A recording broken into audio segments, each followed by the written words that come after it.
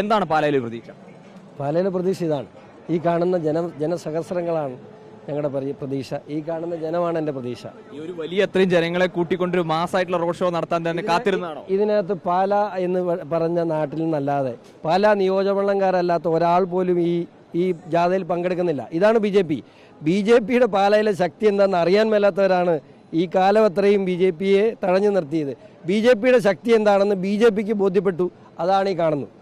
അതായത് ഇത്ര ദിവസം, അതായത് ആദ്യത്തെ ദിവസങ്ങളിലൊന്നും റോഡ് ഷോ നടത്തിയിരുന്നില്ല, മറ്റു സ്ഥാനാർത്ഥികളൊക്കെ റോഡ് ഷോ നടത്തിപ്പോയി. പക്ഷേ ഇതിനു വേണ്ടി വെയിറ്റ് ചെയ്താണോ ഇത്രയും വലിയ രീതിയിൽ തന്നെ വലിയ ആളുകളെ വെച്ചുകൊണ്ട് റോഡ് ഷോ? പാലായിലെ ഏറ്റവും വലിയ രാഷ്ട്രീയ പാർട്ടി ഭാരതീയ ജനതാ പാർട്ടിയും എൻ ഡി എയും ആണെന്നുള്ളത് അക്ഷരാർത്ഥത്തിൽ തെളിയിക്കുന്ന ഒരു പ്രകടനമല്ല ഈ കാണുന്നത്.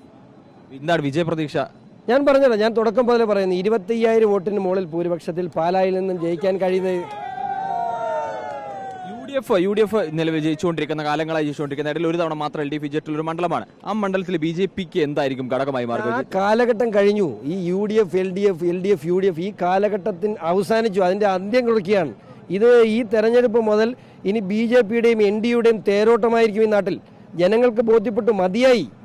ഞങ്ങൾ ക്യാമ്പയിൻ ചുമ്മാ നടത്തിയല്ല, മതിയായി ജനങ്ങൾക്ക്. അതാണ് അതിന്റെ യാഥാർത്ഥ്യം. ജനങ്ങൾ മതിയായി എന്ന് പറയുമ്പോൾ അപ്പോൾ കേരളത്തിൽ എത്ര സീറ്റ് പ്രതീക്ഷിക്കുന്നുണ്ട്? അങ്ങനെയാണെങ്കിൽ ഞാൻ പറഞ്ഞല്ലോ, 86 സീറ്റ് ഞങ്ങൾക്ക് വിന്നിംഗ് പൊട്ടൻഷ്യൽ ഉണ്ട്. നമ്മുടെ കാൻഡിഡേറ്റ്സ് എല്ലാം പ്ലേസ് ചെയ്തിട്ടുണ്ട്.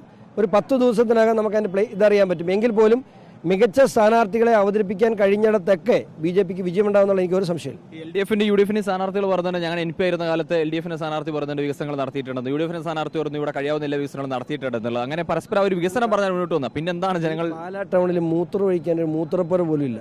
അതാണ് ഈ പാലാ ടൗണിന്റെ അവസ്ഥ.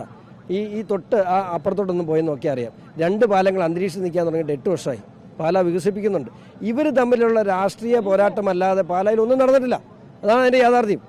ഒരാൾ പറയുന്നു ഞാൻ വികസനത്തിന് തടസ്സം നിൽക്കുന്നു, മറ്റാൾ വികസനം നടത്തുന്നില്ല എന്ന് പരസ്പരം പഴിചാരി രക്ഷപ്പെടാൻ ശ്രമിക്കുകയാണ്. അങ്ങനെ അല്ല, ആ രാഷ്ട്രീയത്തോടുള്ള പാലയുടെ മടുപ്പാണ് ഈ തെരഞ്ഞെടുപ്പിൽ ജനങ്ങൾ കാണാൻ പോകുന്നത്. ഒരു സംശയം വേണ്ട. ആ രാഷ്ട്രീയത്തോടുള്ള പാലായുടെ മടുപ്പ് വളരെ കൃത്യമായി ഈ തെരഞ്ഞെടുപ്പിൽ പ്രകടമാകും. ഈ പാലായിലുള്ള ആത്മവിശ്വാസം സമീപത്തെ മറ്റു മണ്ഡലങ്ങളിലേക്ക് നിയോജകമണ്ഡലങ്ങളുണ്ടാവും. പാലായിൽ എന്താ, പൂഞ്ഞാറിൽ എന്താ മോശ, കാഞ്ഞിരപ്പള്ളി എന്താ മോശ, നമ്മുടെ എല്ലാ സമീപപ്രദേശ മണ്ഡലങ്ങളും നോക്കിയോ, ഏറ്റുമാനൂർ എന്താ മോശ, കോട്ടയത്ത് നമ്മൾ നല്ല പോരാട്ടമായിരിക്കും നമ്മൾ കാഴ്ചപ്പെടുന്നത്. ഒരു സംശയം വേണ്ട. കടുത്തുരുത്തിയിൽ എല്ലായിടത്തും NDയുടെ ശക്തി വിളിച്ചറിയിക്കുന്ന വലിയ പ്രകടനം നമ്മുടെ ഭാഗത്തുനിന്നുണ്ടാവും. ഒരു സംശയം വേണ്ട.